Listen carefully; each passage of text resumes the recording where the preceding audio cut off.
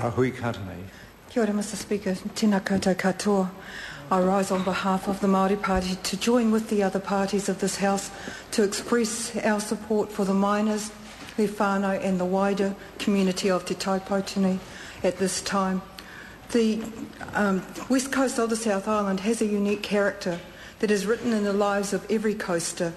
It is a place of unbelievable beauty. The wild, untamed bush, the fierce waves crashing on the coastline, the rugged landscape of glaciers, surging rivers, valleys coming together under the towering gaze of the mighty Southern Alps. This is a land that has been explored by the settlers for well over 150 years, and well before that by the others. It welcomes to its borders the entrepreneurs and adventurers seeking to find greenstone, gold, timber and coal. It resonates with the pioneering spirit and the resilience of the people who have carved out a distinctive place into our nation's history. But it is a history, unfortunately, that has also borne the pain all too often of great tragedy. Today, that history takes another turn. We in the Māori Party share with every member in this House the agonising pain of the events that have transpired at Pike River.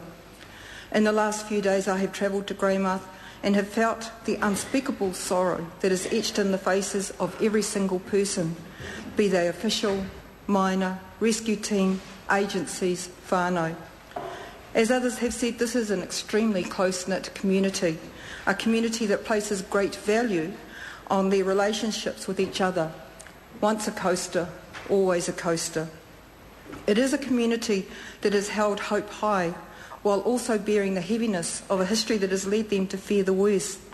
This is a community devastated by the fatalities of the Strongman mine disaster of January 1967, the Dobson mine disaster of 3 December 1926, and the Brunner mine disaster of 26 March 1896. It is a community peopled by descendants who know the stories of a funeral procession 6,000 strong, a community where mass graves at Stillwater and Kararo Cemetery mark this tragic place. And now it is a community hoping, with every breath that they can summon, that there will not be a new date to add to its collective memory, Friday 18 November 2010. In the midst of the anguish and fear, there is something so moving about the pioneering spirit that re-emerges to support those who are so devastated by the grief of these days. I spoke with Ngāti Waewae, who are poised, ready to go to provide the support, the manaakitanga that will be so needed. I have been humbled by the relentless optimism of all those associated at the site, the mining officials who have invested every ounce of human energy into preparing for the rescue mission. I have spoken with whānau members with a direct link to the whānau of some of the 29 families involved. They are all on the verge of despair, yet clinging valiantly to the hope and faith that will carry them through. Mr. Speaker, our hearts and our aroha are with Te Taipōtini. We understand the fragile vulnerability of this community, and we must all endeavour to do our best to provide the support that is so vital at this time of crisis. There will be plenty of time later for reviews, for commissions of inquiry, for questions and media interest to be satisfied. But at this time, this is a community dealing with such an intense and horrific situation that we must caution against any unnecessary or uncalled for attack.